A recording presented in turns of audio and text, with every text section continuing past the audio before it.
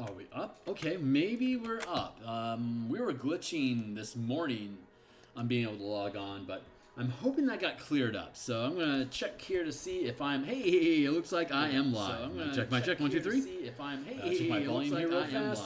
Check my check 1 2 3. All right, sounds good enough. I'll bring that down so it's not too invasive, and I'm going to grab the link here and then do a social media blast here real quick to pull some extra people in. It's a late hour here for Phil to be running, so we'll see how things shake out. But hey, for folks that don't know, my name is Phil Kearney. What's up?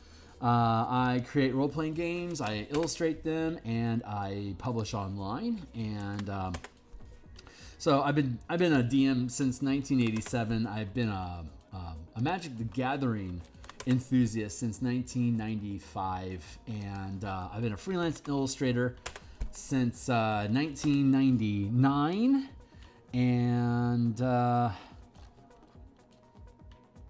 I've started work on what's the word I'm looking for?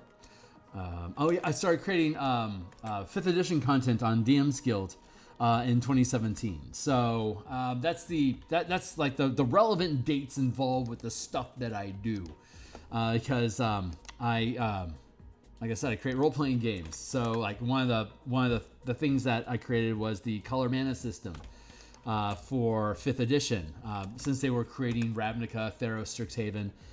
Again, we all kind of figured there was going to be some sort of color magic thing for 5th edition, and when it didn't happen, it's like, well, someone's got to do it. So I decided it was going to be me. So I created the mana system, and it turns out that you can color. Pardon the pun. You can label the mana system with any kind of paradigm that you want, whether it's like 5 colors or 4 elements or like 3 bodies or like the light side and the dark side. You can, or you just leave them universal. It's just, mana. Whatever. You can dive in deep, or you can leave it really vague, and you can play with mechanics in different ways. And so the 5 color mana spell point variant rules replaces the 8 schools of magic and spell slots with the color mana system that's famous for Magic the Gathering. And since Wizards was now creating settings in D&D with magic stuff, made sense to be able to build out that magic system. And it's been a blast. I've ran a full 20 level campaign using it, and a number of shorter sessions and one shots and playtests and stuff. And it's gotten better over the years. And so with the new 2024 book having came out, it's a great excuse for me to glam up the work that we had done, implement some of the observations and ideas that are now present, what we can actually do with the system.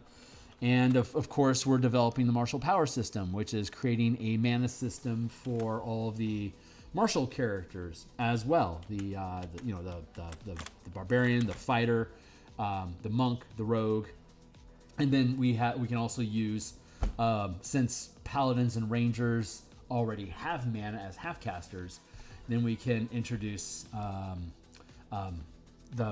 blend of, you can pick spells, or you can pick martial powers.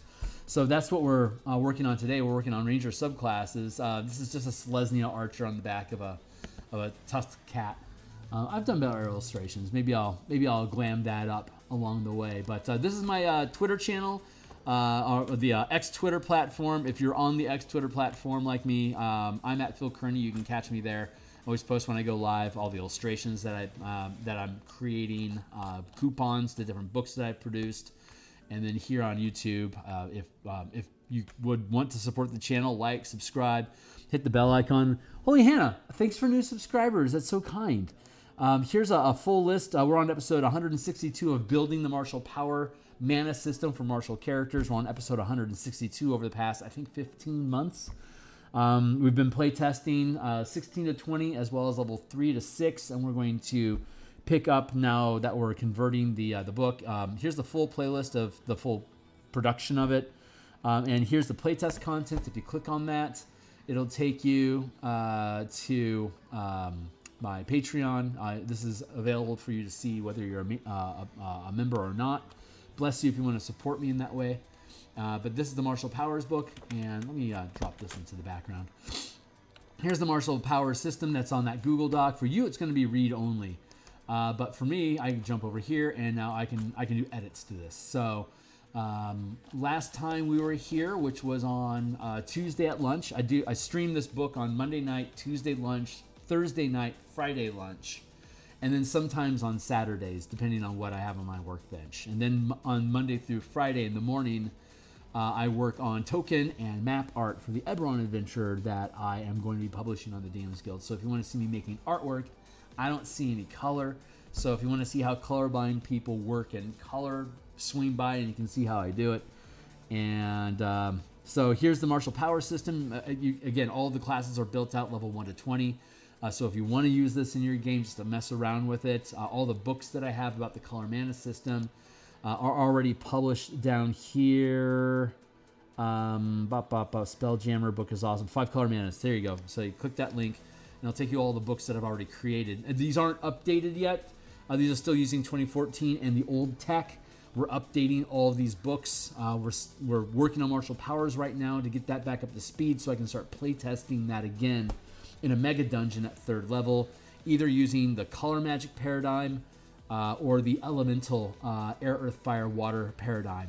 I've built out both of those paradigms for use with the Martial Power system specifically, but they can both in the color magic system for spellcasters. But I'm reverse engineering the 4 elemental system back into spellcasters so you could have 13 classes all using elemental magic if you want, instead of the 8 schools or color mana. It's just a magic paradigm.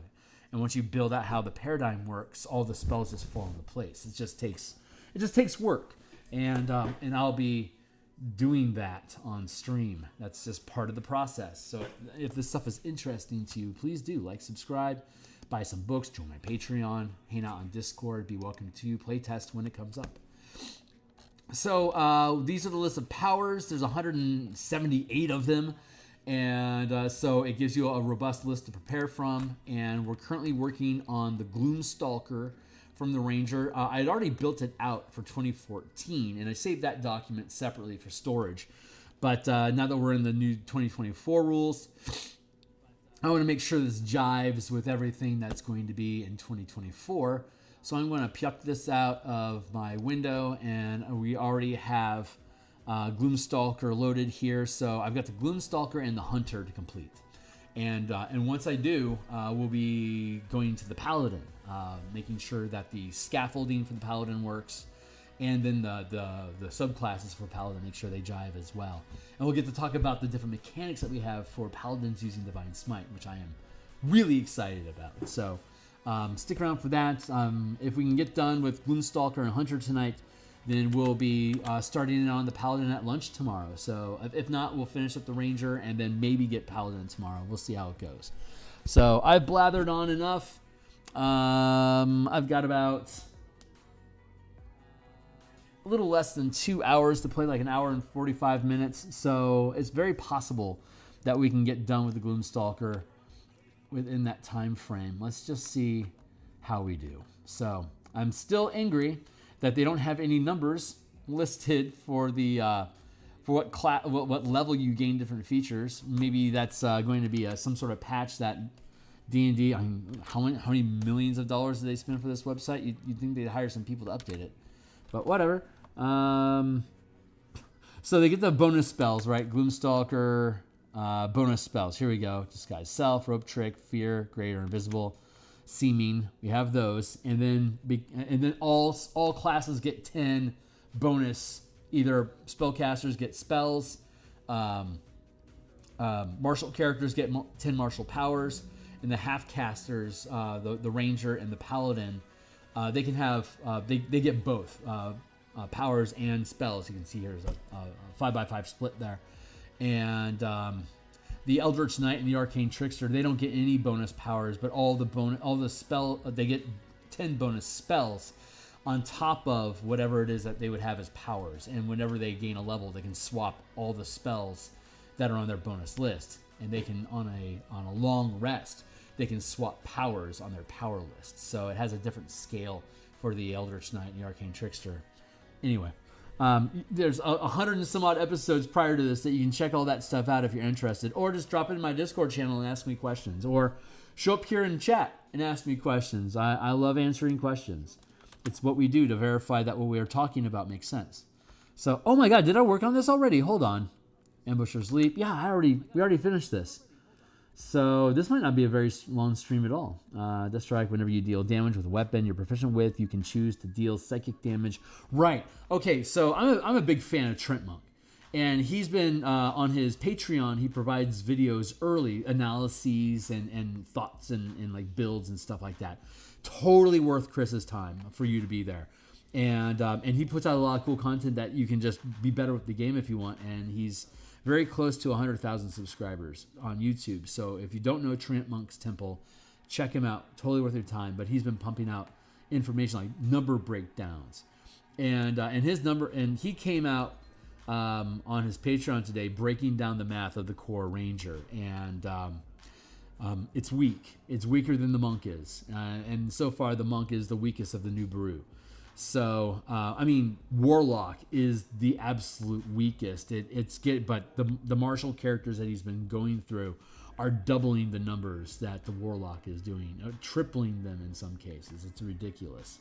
So I want to make sure that the way that we're reformatting the Ranger here is going to keep step and pace with the other martial classes. And I think it's going to be fine. But we need to, I'm going to be using, he provided a video about like how to build the analysis for number crunching. I'm going to try going through that formula and break down numbers with the system to see how things shake out. And if things seem wonky, then that gives us an idea about where we need to bump or pull back on different damages. If the paladin outpaces everything, or like if the rogue outpaces everyone and the ranger falls behind, we might need to rein in what the rogue and the paladin can do and buff what the ranger can do so they can meet the barbarian and the fighter in that middle ground, perhaps.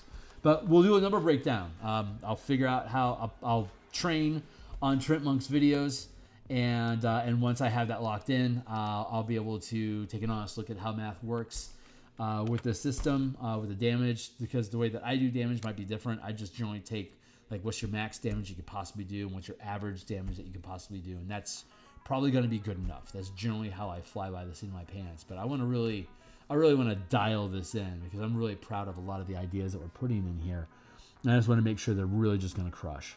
So yeah, we finished the Gloomstalker, so we're actually working on the Hunter now. Holy shit. Okay, here's the cool thing about the Hunter. The Hunter provides you these different like a la carte choices for your class selection whenever you gain levels. And the way that we have it listed here is when it's third level, you can choose one of these features, and you can learn them as you can learn the rest of the options as powers. So you get, going back to the top end of the document and looking at the scaffold, half-casters, all these options are half-casting options. The fighter is using half-casting, like all these classes are using half-casting progression. So that goes from rank 1 to 5. And then, of course, Arcane Trickster and Eldritch Knight, they can only go up to 4th level spells on its own scaling. But it's a separate system that gets tacked onto it. So it actually works out really well. So every one of them works on the half casting from 1, 5, 9, 13, 17 is the 4 stat is the 4 level spread that you have from going from level 1 to 20. Half casting is I think I've talked about this a lot. I think that spellcasters should honestly be using the Warlock structure, Pact Magic to do their normal spells, and then the Arcanum for their high level spells, so that all the classes can work on the same short rest mechanic to keep their to keep their spam stuff in a state where they're spamming rests to get them back as well, and then reserve the high magic, the high end shit that the spellcasters get for long rest once per day stuff. And so like druids being like having their invocations replaced with wild shape options or like land options or whatever language is there, you build out separate invocation lists for each of the classes. I will eventually build this.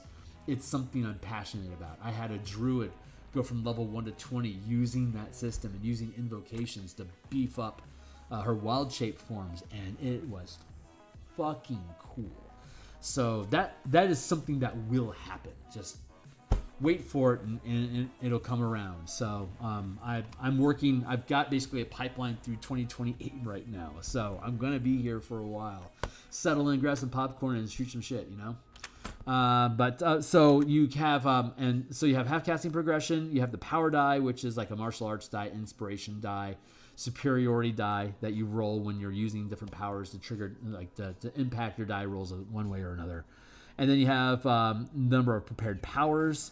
At 20th level, it's a total of 23, but this also includes weapon masteries and fighting styles. And then you have the number of points. It's on the short rest mechanic. We're using the monks, 1 point per level up to 20. And then we have various systems like giving up action economy to gain free mana, like temporary mana to use during the same turn that you sacrifice your you sacrifice your movement, you get a bonus point.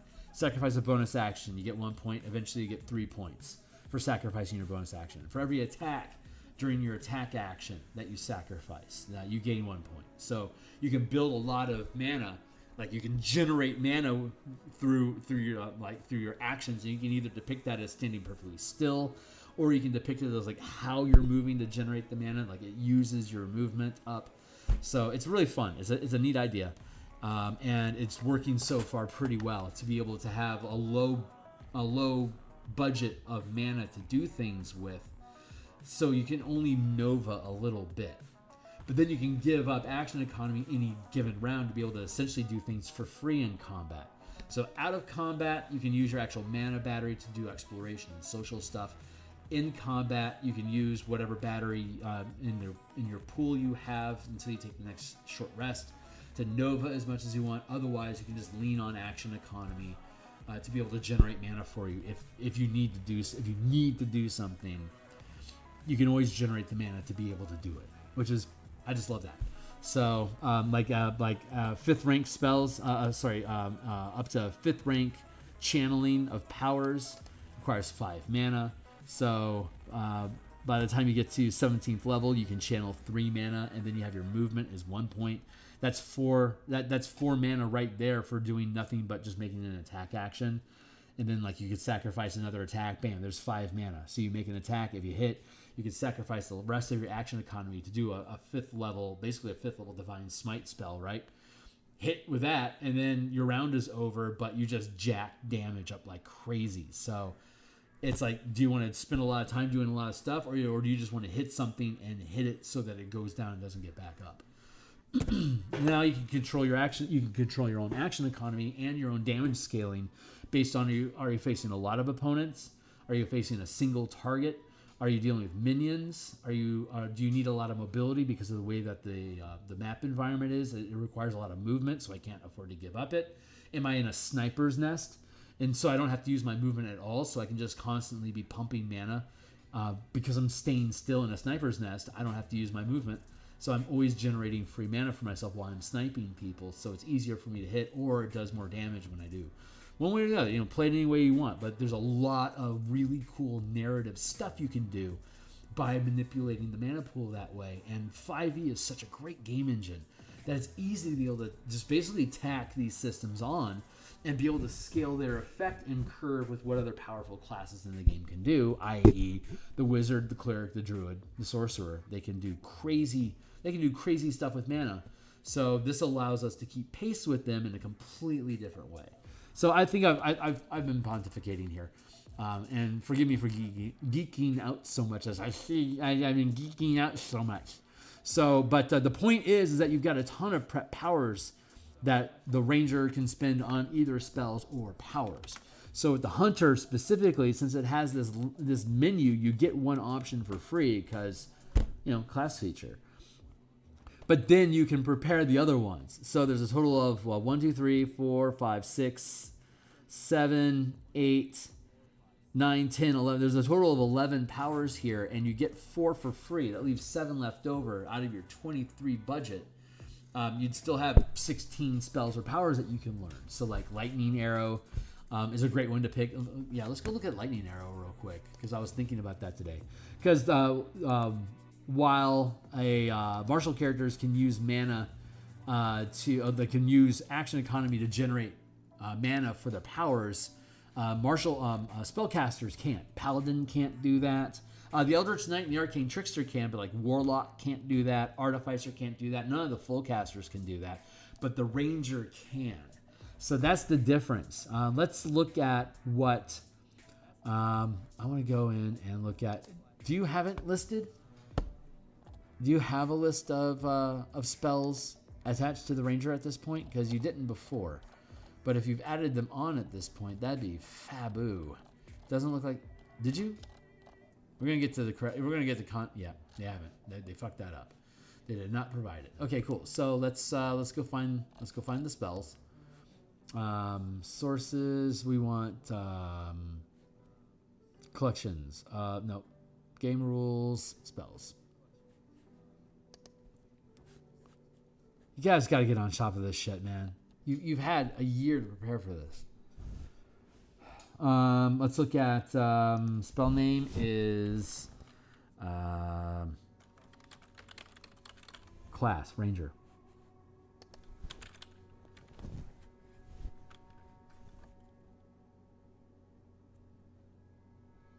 Which one is it?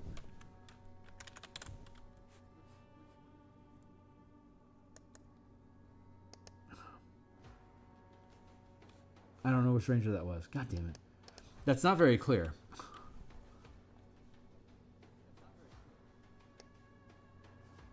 Expanded rules. Interesting. Okay. Filter.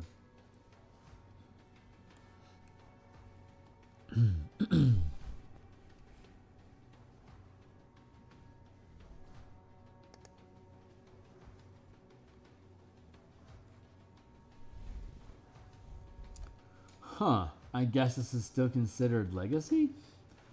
Oh, I mean, it was legacy. I guess it's still, anyway, it's included. So I didn't think they would do that. Let's go with flame arrows. This is a 3rd level spell, so you'd have access to it at 9th level, and at 11th level, at 9th level, you can generate 2 mana with a bonus action. And then you could stand still, and this is a ranged spell effect. And it is concentration. Cool. So you touch a quiver containing arrows and bolts, a piece of ammunition. Quiver deals an extra d6 fire damage, and you can ramp it. Okay, so I could do that I could essentially do that for free the first round if I wanted to. I could fire up that spell, literally, pardon the pun, and then load an arrow and fire it and do an extra d6 damage. At 9th level, I'd be using a d8, though. In my rate of fire, it would just, honestly, it'd just be, in that circumstance, it would just be better for me to mark my prey and then just attack them so I can deal extra dice of damage, honestly. But I could, I wouldn't be able to maintain concentration on this and mark my prey until 13th level, because mark of prey takes one slot of sustained, and the flaming arrows takes 3, so that's a total of 4, which I won't have access to until 13th level, when I can cast 3rd level spells and channel 4th level powers. So that would definitely not be worth it at 13th level. Let's go look at lightning arrow, because that's the one that jumps out at me most. Lightning arrow. Oh, that's a 3rd level spell. Okay, this might be worth. So I can generate 3 points of mana by standing still and spinning my bonus action. I can generate the mana I need to be able to cast Lightning Arrow. And let's see, damage effect. It takes a bonus action to cast. So I could stand still and spend 2 mana to cast this, which isn't a bad deal. I could. At 9th level, I'll have 2 spells as a ranger. So I can use I gotta use my bonus action to cast. Fuck you. Okay, so movement is 1. My attack action, one of my attacks is 2, and so I'd still have to pay a point of mana to then load Lightning Arrow. And as your target hits or misses the target, the weapon or ammunition that you're using transforms into a lightning bolt instead of taking any damage or other effects from the attack. The target takes 48 lightning damage on a hit, or half as much damage on a miss. Each creature within 10 feet of the target then makes a dexterity saving throw, taking 2d8 on a failed save, or half as much damage on a successful one. So that might be worth it. Yeah, that's going to overclock because that ninth level ranger can at most put in 3 points of mana. You get 1 for free from Hunter's Mark, and then you can spend 2 mana yourself, which you can use with 1 attack and your movement if you don't need to move if you're a ranged build, or you could use 2 mana off of your bonus action and then your movement. For instance, that'd be 3 mana that you could generate that way. And you'd be able to use a sweeping, like a bursting strike, which would do 3d8 damage to the target, plus the weapon damage that you deal, and then 3d8 damage to all the targets within 10 feet. And that would be free to use. This would require you to spend at least 1 mana because of the bonus action that it requires the casting. So it's probably more productive for you just to take bursting strike instead of lightning arrow, but you can do it. Anything else jumping out at me? These are all just great spells to have regardless. I mean, they're great utility spells. Steal and Strike, of course, that's a great power. That's built into the Hunter, but you do have access to it. For 5 mana, hit 6 targets doing 6d10 damage. 5 targets doing 6d10 force damage to each, and then teleporting to a position next to one of them. The monk can do that. Our monk whirlwind attack is Steal and Strike, and you get access to it as a monk at 6th level, and it scales up to 20th. So Steal and Strike, Stone Skin, summon.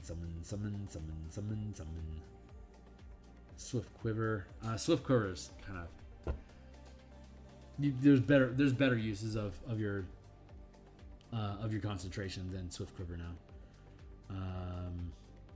Zephyr Strike is still cool though. Anyway, yeah. So spell's good. Spell's good.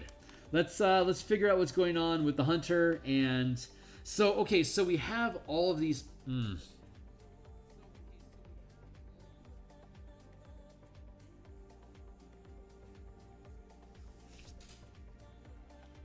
LeFou, I'm afraid I've been thinking. It's a dangerous pastime, I know. But the point here is that we get 10 total here, and there's a total of 7 extra here. I may as well just have these drop in.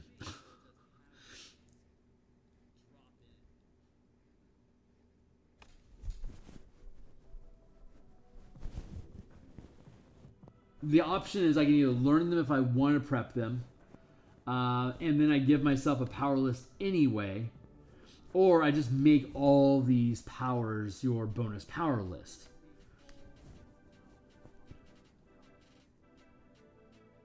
That's a great question. What is the right way to do?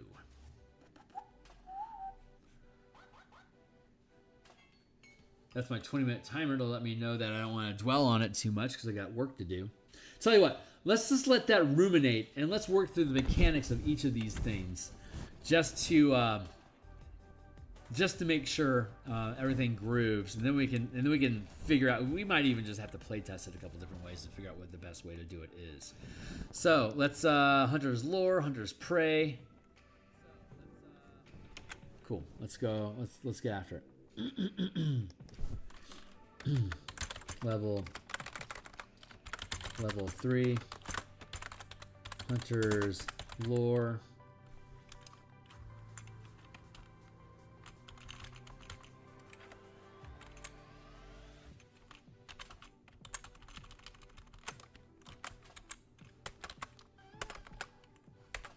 No, we'll do like that. Hunter's Lore. What does Hunter's Lore do? You get one of the following feature options of your choice. Whenever you finish a short or long rest, you can replace the chosen option with the other one. Huh, that's cool.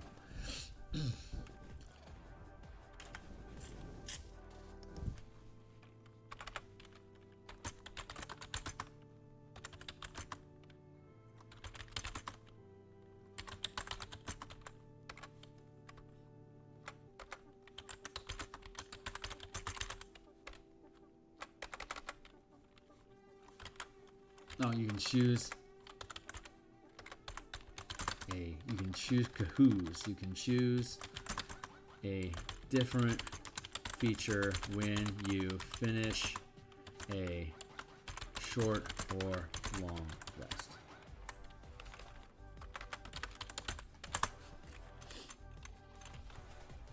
Colossal Slayer. Your tenacity can wear down even the most resilient foes. When you hit a creature with a weapon, the weapon deals an extra D8 damage to the target if it's missing any of its hit points. You can deal this extra damage only once per turn. When your marked prey is a larger size than you, increase your power die by 1 size up to D12. Holy shit, that's solid. I like that. That still works. That is still legit. It's not limited per turn. As long as you keep on the same target, it stacks up.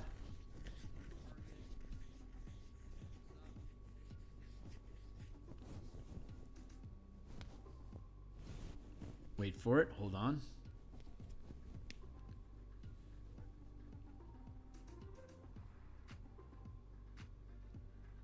Yeah, okay. What's Hunter's Lore? You can call on the forces of nature to reveal certain strengths or weaknesses of your prey. While a creature is marked by your hunter's mark, you know whether that creature has any immunities, resistances, or vulnerabilities. And if the creature has any, you know what they are. Oh, that's fucking fantastic. What a great power. I love that. How does that go? Is it an action? Wow. While you know if your marked prey, that's what we call it, marked prey. You know if your marked prey has any immunities,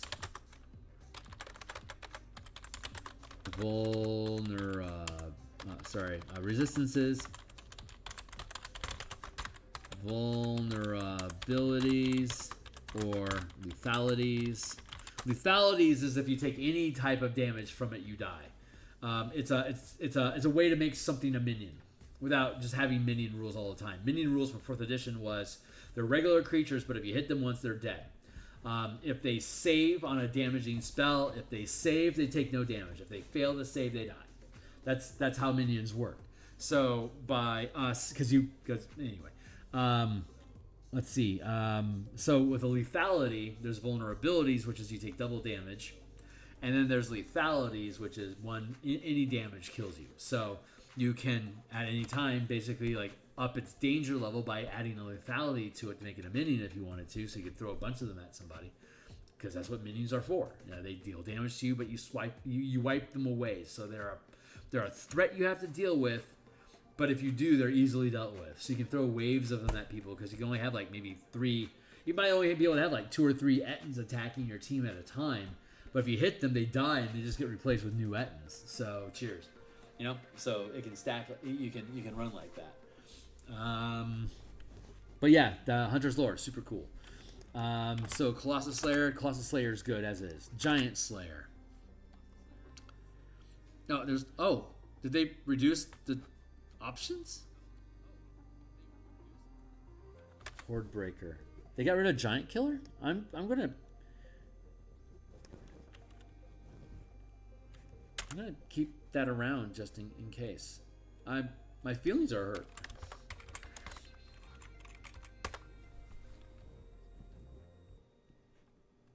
Okay, I mean, hey, life is what it is. Horde Breaker, that should be a period, space, period, space. Good.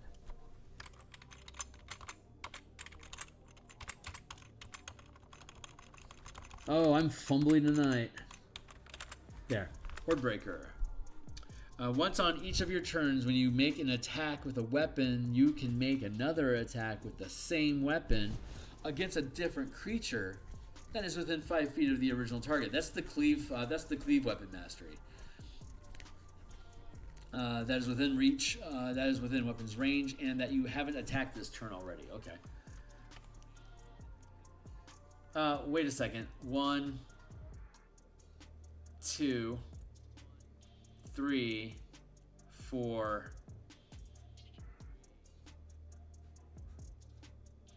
Once per turn, when you deal damage to a creature marked by Hunter's Prey, you can also deal the spell's extra damage to a different creature.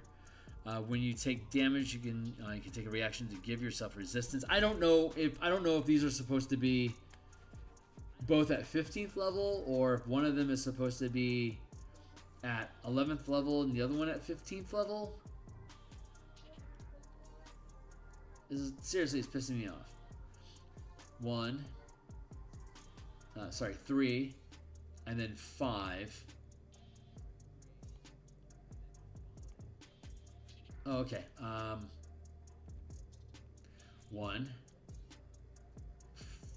3.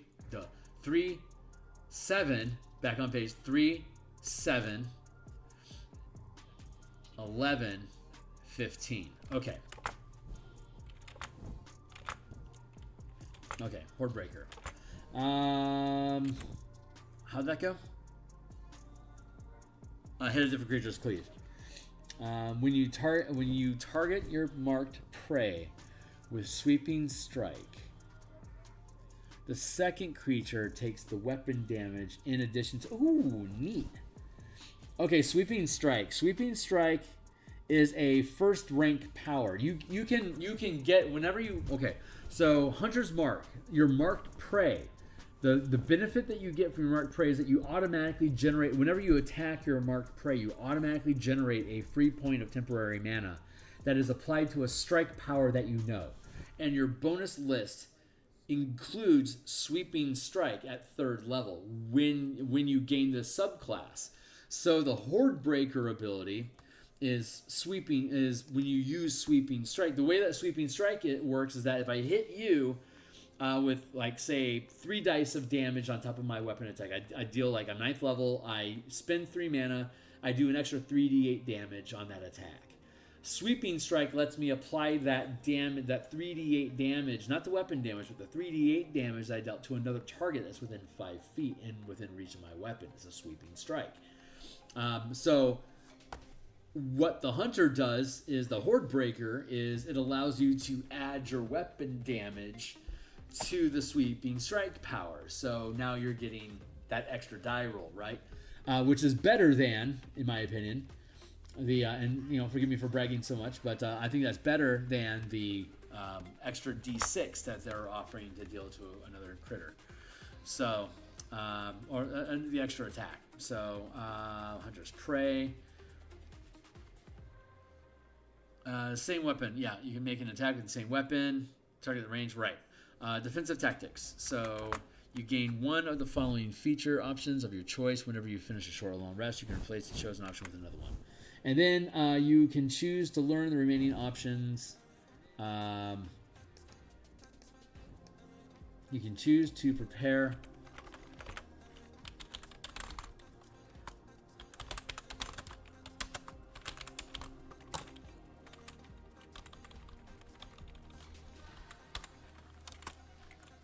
You can prepare either of these options as powers.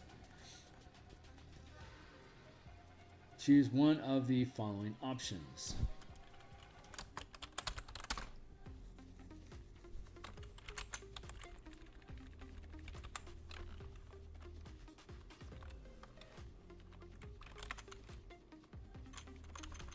One of the following feature options. Is that how we word this now? That's right. Choose one of the following feature options. You can choose a different one when you finish a short or long rest. Blump, blump. You can choose to prepare either of these.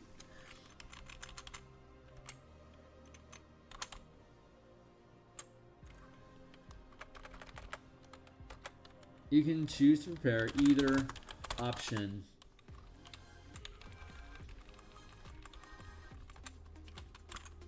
as a power.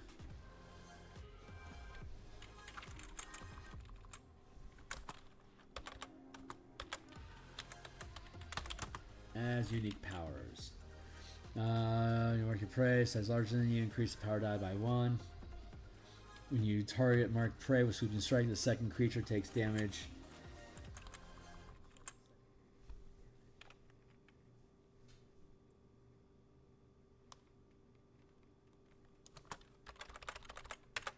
Meta powers.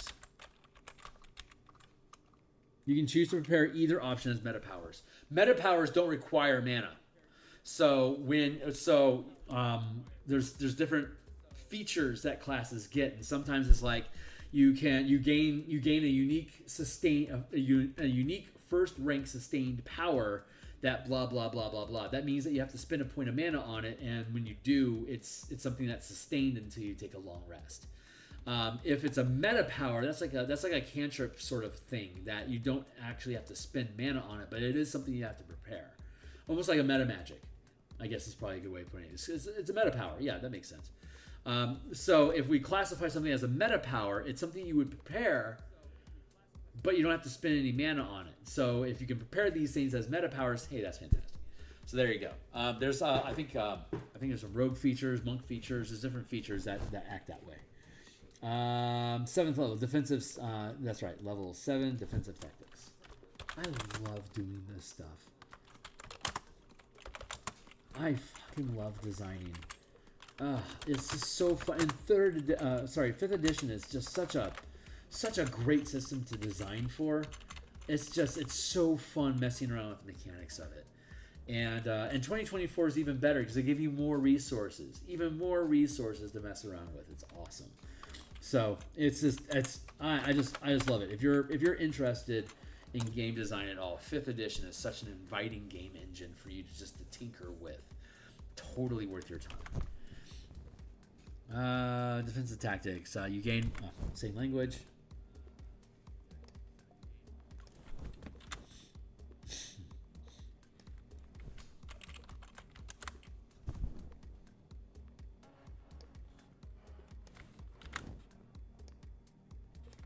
There. Let's see what works. Opportunity attacks have disadvantages against you. Ooh.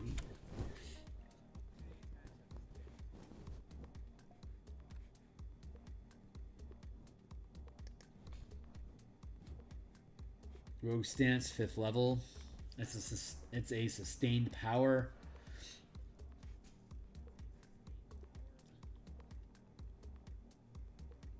Rogue Stance, it's literally dodge, dash, disengage. That's it.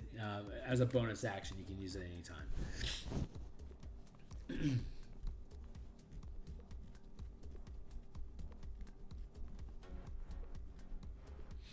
Multi-attack. So I'm happy with that. Basically, if you take Hunter, you basically get cunning actions without hide.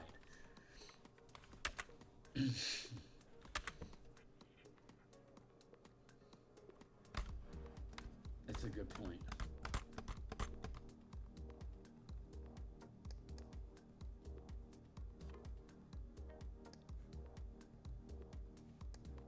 It becomes dead if it's up here. 0 cost, and you can choose the hide action.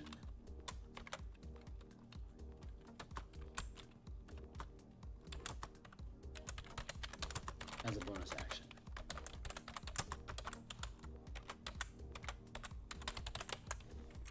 Rogue Stance becomes permanent.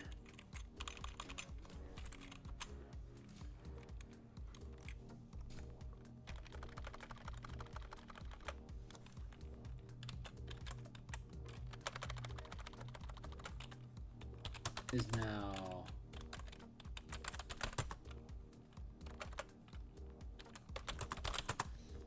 with 0 cost, and you can choose the hide action as a bonus action.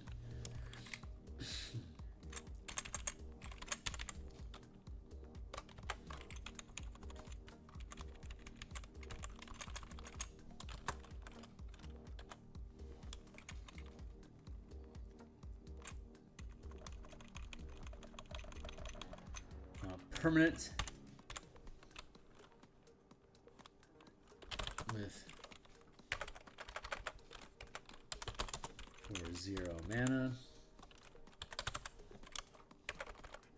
I don't know, that doesn't feel right.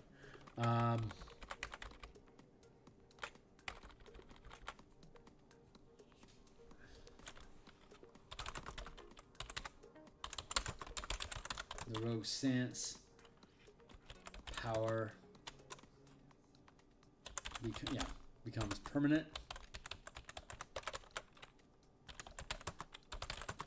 with no cost.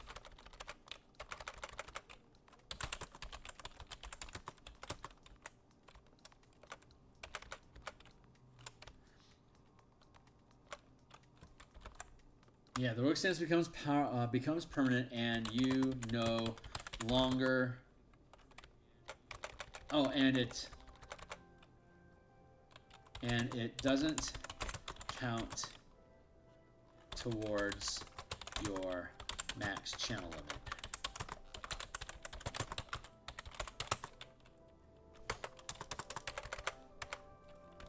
In addition, you can choose the hide. You can choose to hide as a bonus action. In addition, you can choose to hide as a bonus action. I don't have a feature that has us hide as a bonus action already, do we? Let me double check that real quick. Because that seems like the kind of thing a ranger is supposed to be able to do. Spells, favorite enemy, weapon mastery, Depth Explorer, fighting styles, Ranger subclass, extra attack, roving, expertise, tireless, nature's veil, the invisible condition until the end of your next turn. You can use a feature a number of times. Precise hunter, advantage roll against creatures currently marked with your target. Feral senses. Blind sight, huh? Okay. And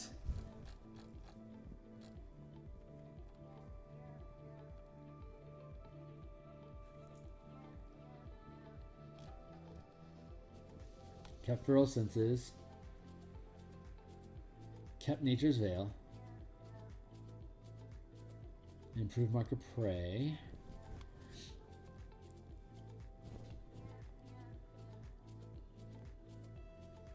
Fighting styles, foe slayer. Okay, well, okay, great. So that's awesome. Yep. So the hunter gets to act like a thief. Super fucking cool. How are we doing on time? Oh, it's only 9. We're doing great.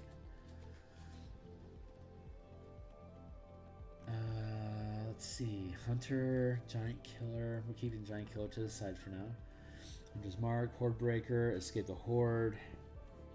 The rogue, the rogue stance power. Now, the rogue stance power becomes permanent, and it doesn't count towards your max channel limit. In addition, you can choose to hide as a bonus action. You can now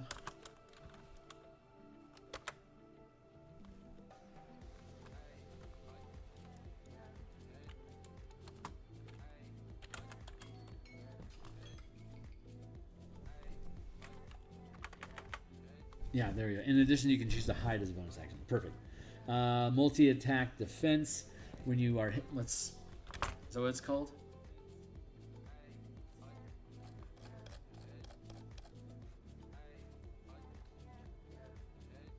Yeah.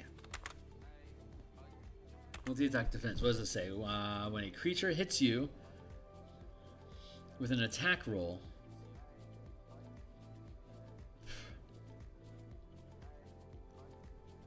that creature has disadvantage on all other attack rolls against you this turn. When a creature hits you,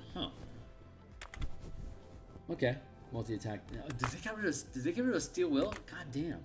Okay.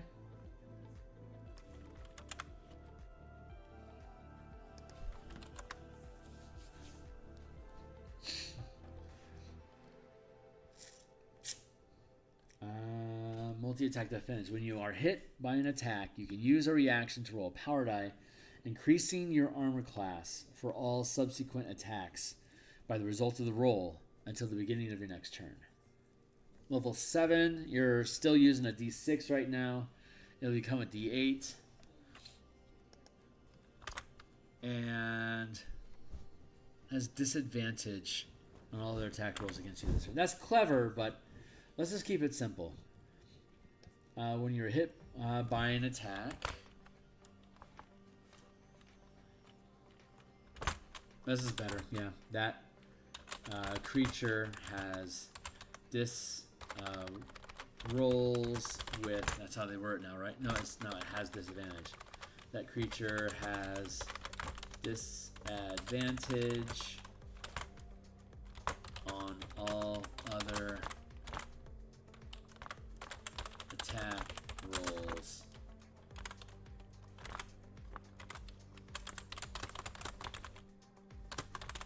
This turn. Okay, that's actually really good. So there's no reason to get rid of that one. Legit good.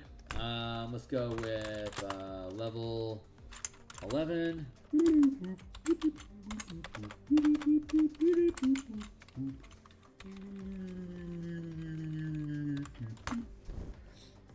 And we want to use our special language like that. Special language again. Special language.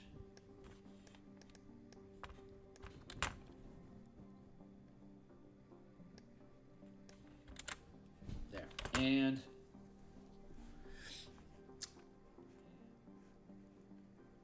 oh my god, wait, what?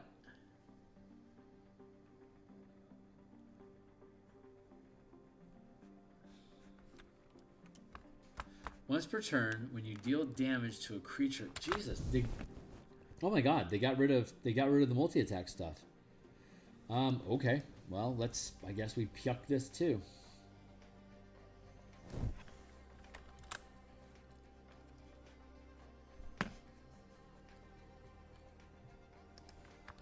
Ideas for the great engine.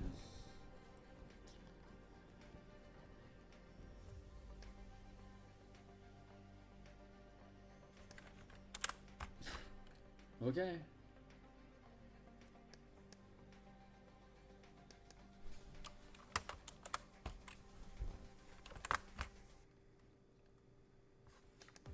God, there's a lot of loot.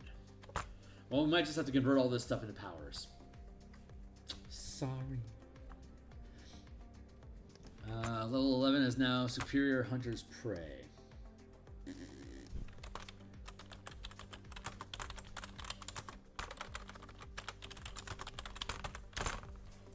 Once per turn, when you deal damage to a creature marked by your hunter's mark, you can also deal that spell's extra damage to a different creature that you can see within 30 feet of the first creature. Within 30 feet. And then Superior Hunter's Defense. When you take damage, you can use a reaction to give yourself resistance to that damage and any other damage of the same type. That's a great power. I'm perfectly happy with Superior Hunter's Defense. That's a good one. But that Hunter's Prey.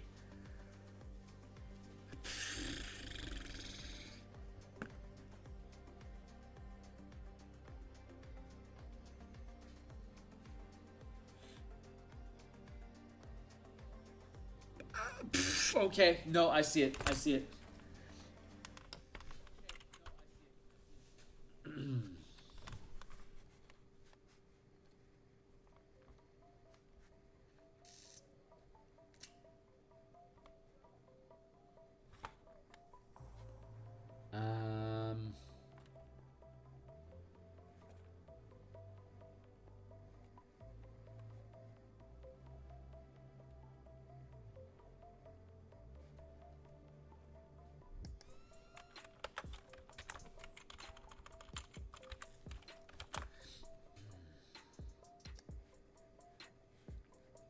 Horde Breaker.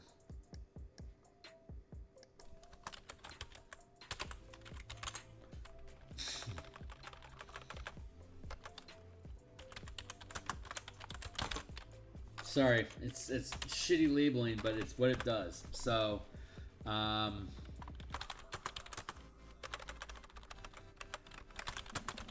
you target your, how do they word this? Okay, wait, yeah, okay. When you target your marked prey with sweeping strike. The second creature can be up to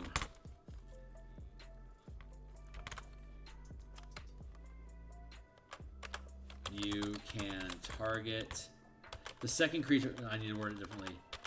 The second creature you target can be within 30 feet.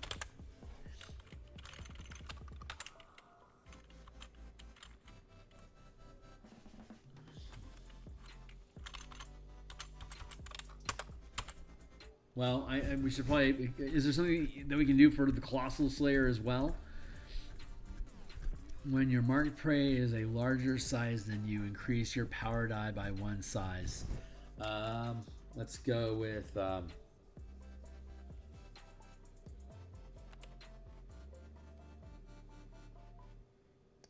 that what it was called? Superior, yeah, Superior Hunter's Prey.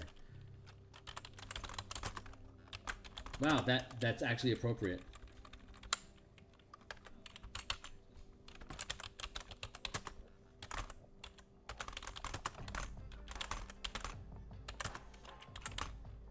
Ah, yeah, this is working out.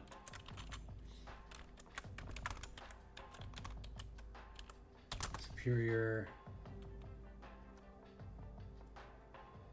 Colossus Slayer.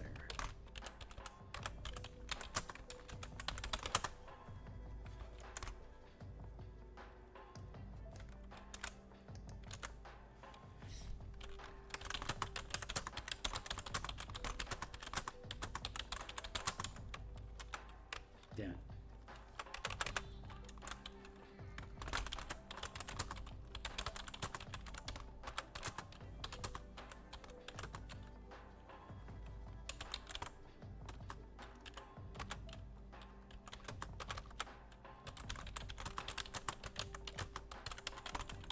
Nah.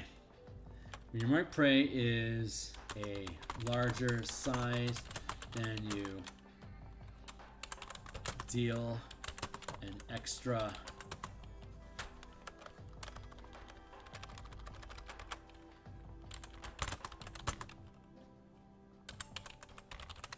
deal 1 additional power die of damage.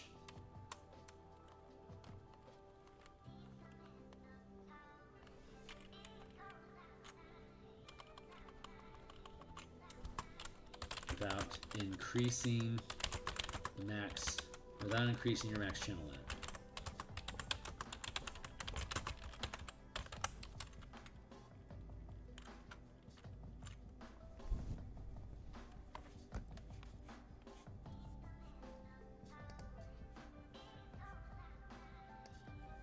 Without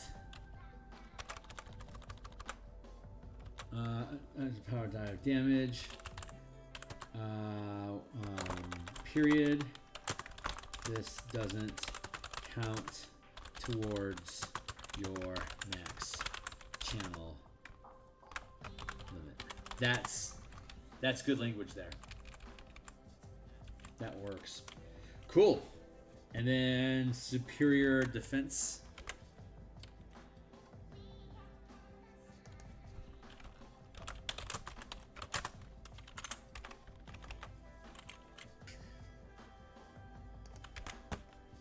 When you take damage, what does defense do already?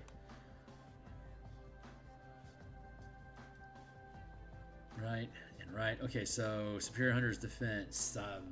When you take damage, you can use reaction to get. Wow, that is really good. Escape the Horde.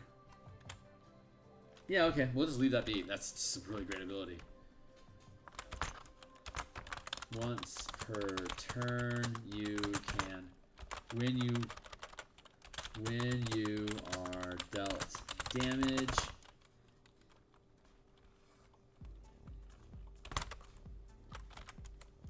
no, sorry. When you take, damn it, when you take damage, you take damage, you can use your reaction to gain resistance against that instance of damage to that damage and any other damage of the same type until the end of the current turn period. That's really solid. And now we've scooped up a slew of previously really cool features that could potentially be converted into powers. So let's scrape that off, Claire, and drop down into here and get into start taking a look at our list of powers. We already have a growing menu of interesting things that we can potentially do. Pasty Son of Psoriasis. Jesus. Giant Killer. When channeling the Anticipate reaction power against targets that are larger than you, once per round, you gain a temporary point of mana to channel the power. Ooh, wow.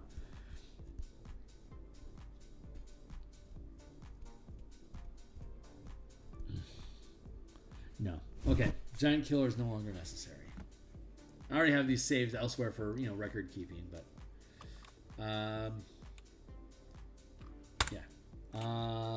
Steel Will. You have advantage on saving throws against being frightened.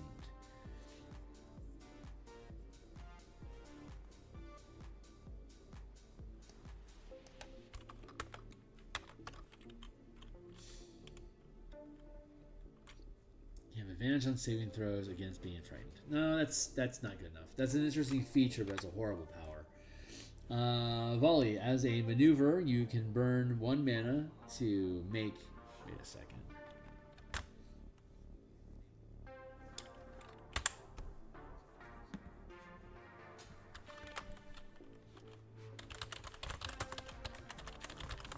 Addition immunities.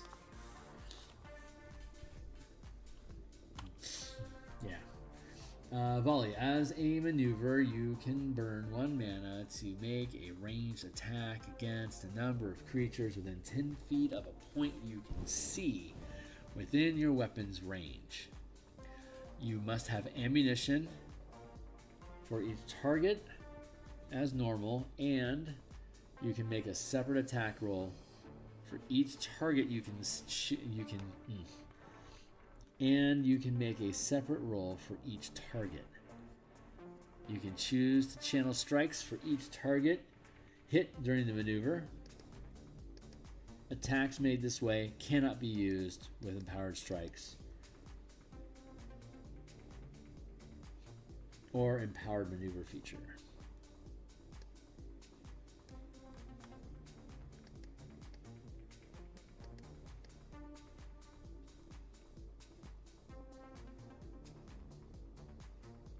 Cannot be used to generate free mana. To generate temporary mana is the right word.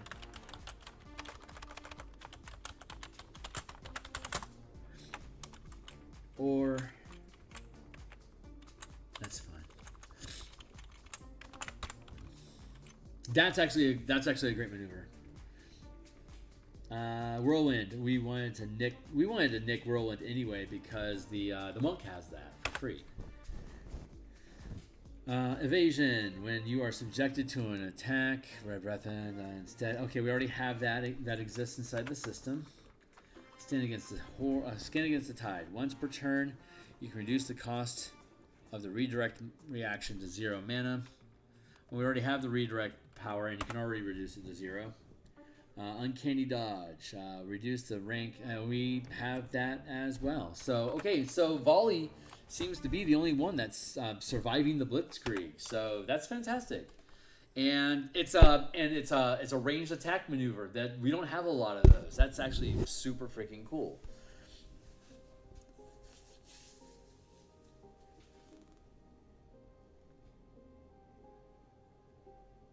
To make a ranged weapon attack against any number of creatures within 10 feet of a point you can see.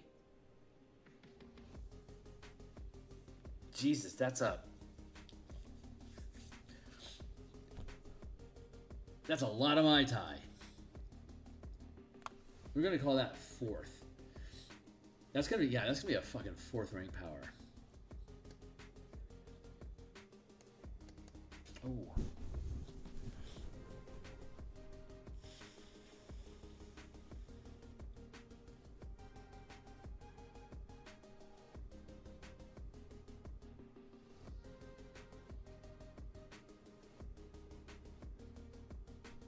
Oh, yeah.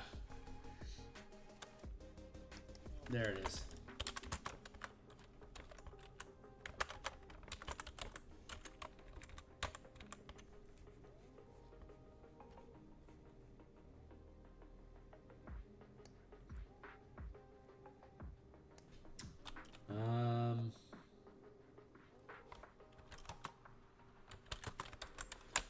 As an action, you can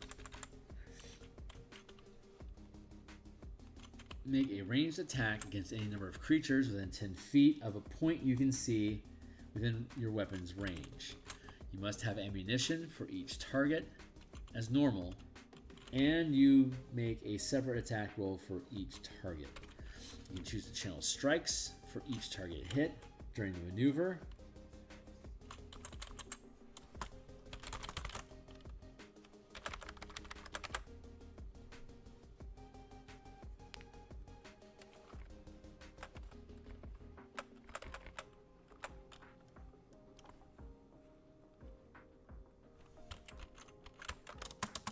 Perfect. Swift shot sounds fucking awesome.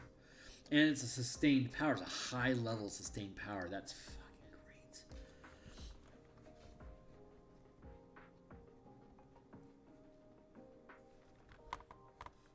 great. Oof, God, I almost feel like that should be a maneuver. No. No, sustained power feels right.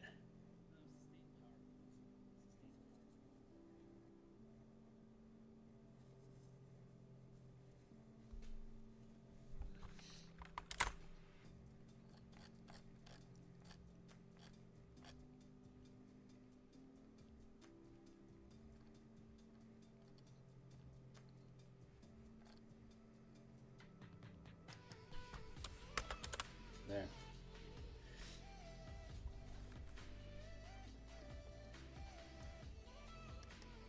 That's a really good one.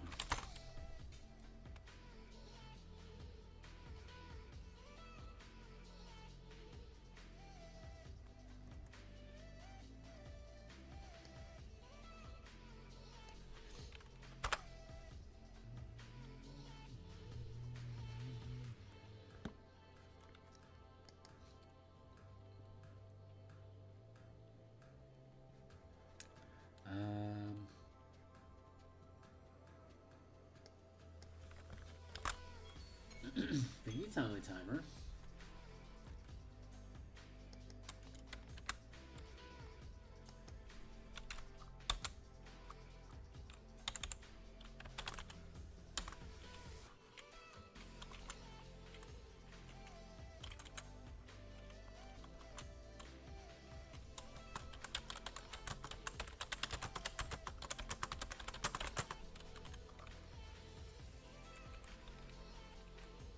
Because we stated up above that it can be used unless it doesn't.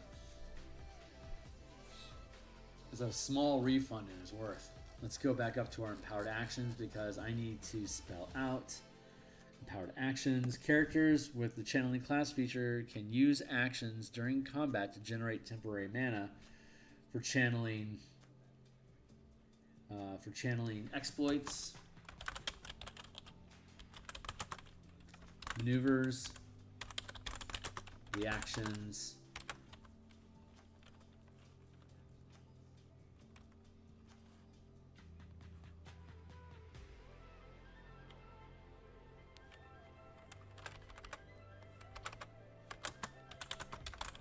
and strikes. Exploit, maneuver, and strike powers there. Because there's 5 categories. You can't use your reaction to make a reaction. Otherwise, you don't have them unless you can have multiple reactions. In which case, that's spelled out. Down here, I think I mentioned that.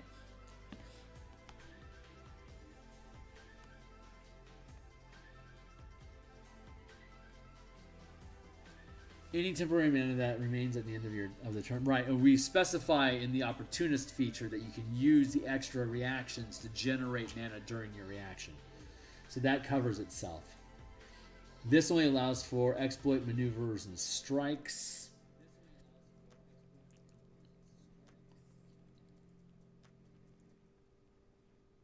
And let's go down to opportunist, which is a 3rd rank sustained power. So we'll fix the language there. I love seeing these little pieces. It's so fucking cool to dial that stuff in. Opportunist. What was the 2nd rank? That's right, it's 2nd rank. When you first get multiple attacks. Duh. One. Come on, Kearney. There it is. Opportunist. While this power is sustained, during your turn, when you take the attack action, you can forgo 1 or more of these attacks to gain that number of additional reactions. Limited to 1 per turn, including your own, until the beginning of your next turn. In addition, when you take a reaction, you can forgo any number of these additional reactions to gain 1 point of temporary mana for each reaction sacrificed this way to use while channeling a reaction or strike power during this reaction. Any unused reactions or temporary mana is lost at the beginning of your next turn. There. So if you use this in a 20th level fighter sacrifices 3 attacks, then you would have your normal reaction plus 3 extra attacks until the beginning of your next turn. And if you have a reaction, you say make an opportunity attack, you could hit that target. And if you do, you can spend that extra 3 mana, that 3 temporary mana on a 3rd rank strike to deal extra 3 dice of damage. Or you could use, like, say, 3 points of it to trigger a, like, say, a 2nd rank power is countering strike. So countering strike is when somebody tries to use the magic action while within range of your attack. You can spend 2 mana to make a reaction to attack them, and if it's something that they're attempting to, they have to make a concentration check, and if they fail the concentration check, they fumble. They can't do the magic thing that they wanted to do, and they don't lose the ability. They just can't do it, just like counterspell. So we can do that for 2 mana, and then when you hit, you could also deal 1 rank of strike damage to that countered target as your reaction for the 3 free mana that fighter got for sacrificing 3 of their attacks. Super freaking cool. Love that. Love that. It's so, God, it's just so great. Anyway. So that worked out, and that worked out, and this is all cascading off of creating a means of integrating volley into an archer's routines. So now we're going to go to reaction, and we're going to look at countering attack. As a reaction to when a creature within range of your weapon attack uses the magic action. As a reaction to when a creature within range of your weapon attack uses the magic action, make an attack of opportunity. Make an attack of opportunity. No, just make an attack.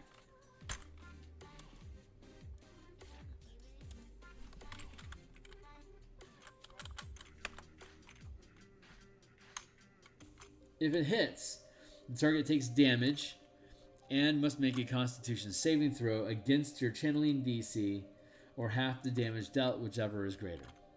If the save fails, The magic, the action is disrupted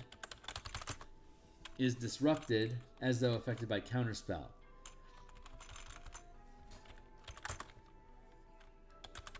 Without losing use of the period. If the attack misses, restore the mana to your pool. So great, you get to add your mana back. I love that. You make the attempt, you did some damage, you failed the check, okay, great. You get your mana back.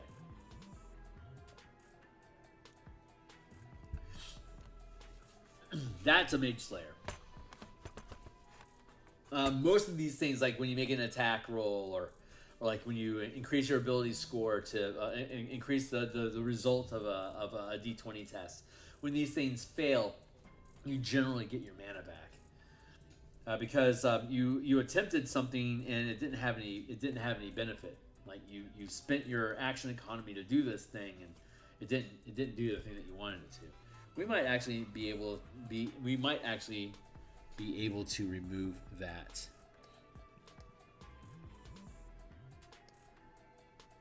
Oh, if the attack misses. That's what it says. It doesn't say if the save fails, if they succeed their save. It's if the attack misses.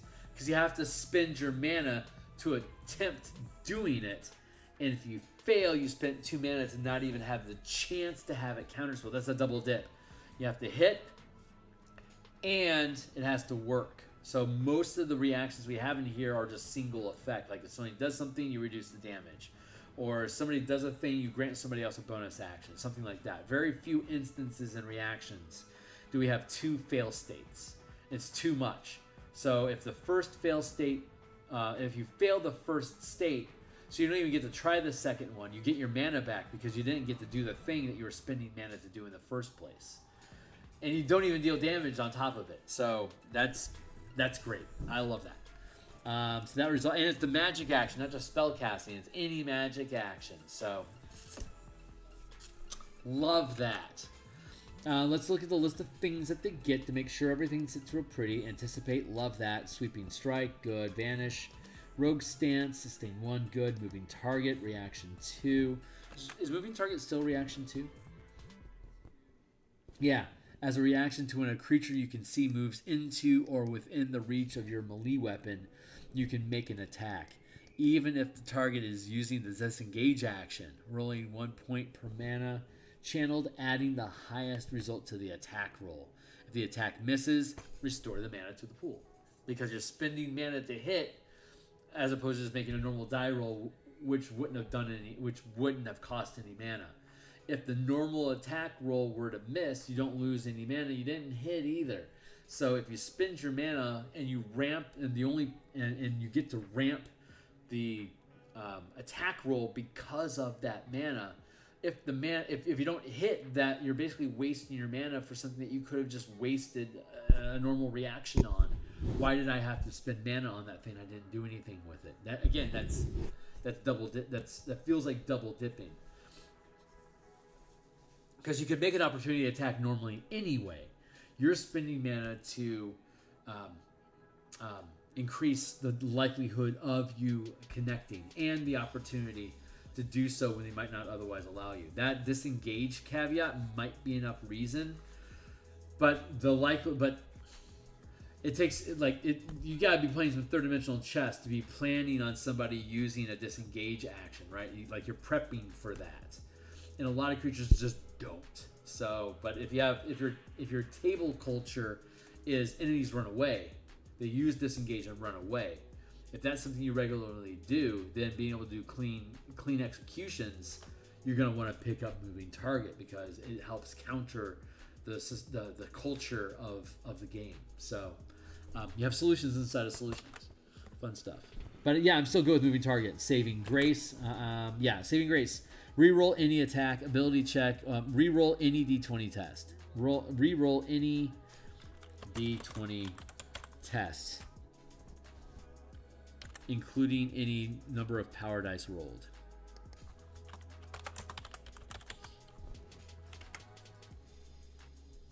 Redirect and roll up the hit. Roll the hit is as a reaction to taking damage from an attack, you reduce the damage by half. There, it's that's the uncanny dodge, but it's any kind of damage at all. What was Hunter's doing? Improved, right. When you take damage, you can use your reaction to gain resistance against that damage and any other damage from that type. And then you could stack that with roll with the hit. So you took half damage, and now you're going to take a quarter damage with your reaction. That is definitely worth the extra mana. What else do you get? Great fucking kit. Redirect. That is a reaction.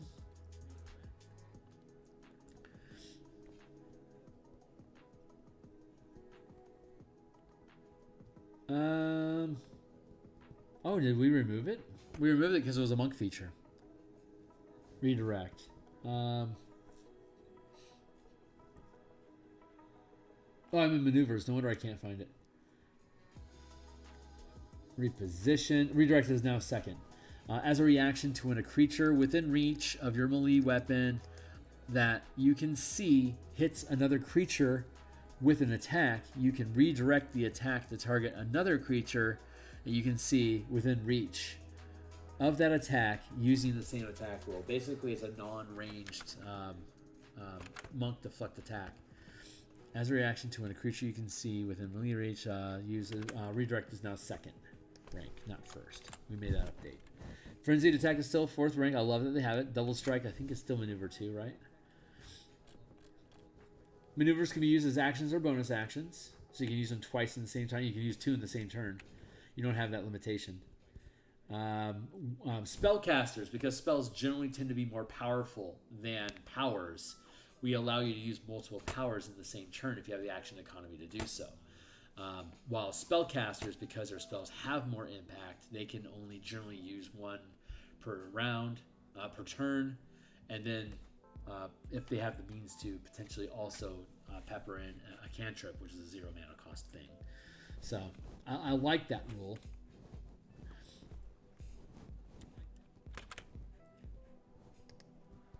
Double strike, maneuver 2. Oh, these are exploits. Maneuver, double strike. 2. Double strike. You can make 2 attacks. There you go. As a bonus action, you make 2 attacks. A rogue, as a standard action, could use double strike and make 2 attacks.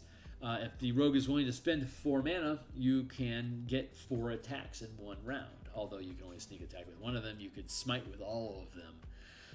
And if you took the efficient power feat as either your ASI or as a prepared power, which is there's an option to do, then you could reduce the cost to 1. So a rogue would be able to make 4 attacks in a round for only 2 mana, which is sick. So, or 3 attacks for 1, depending on how you're willing to use your action economy and your mana. So that figured that out, and okay, cool. So we're done. That is all of the abilities. The hunter is officially done. It's 9:30. Clean sweep.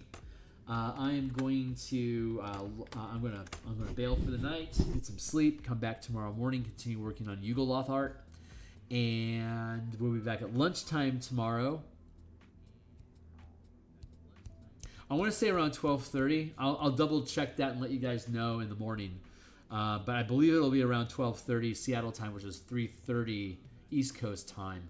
We'll begin on the Paladin. We're revising the Paladin. We'll be building the scaffold. We'll probably have time to build the scaffold for the Paladin, and the core and resolve the core features. And that will probably then mean that on Saturday we'll do the subclasses for the Paladin. And we have 3 hours, so we should have plenty of time for us to be able to resolve the Paladin oaths. Man, I'm excited. I'm really, really excited. I hope you guys are too. Check this stuff out. Like, subscribe, bell icon. I do this 4 times per week. I do Eberron art and adventure design creation 5 mornings per week. And then my Saturday is a workbench, which could be anything. We'll be playtesting this in the beginning of November if you want to participate. Folks that are $1 members of my Patreon, which is linked down below. If you contribute at least $1, you get first rights to a chair. Otherwise, if you're on my Discord server, that's where we play. and anyone that's interested that can show up is welcome to do so. Building characters is fun, and we're going to build a mega dungeon and just have you go from room to room slaughtering stuff mega dungeon style. So that's on the horizon. Thanks a lot for everyone being here, and I will see you all in the future. Thanks a lot.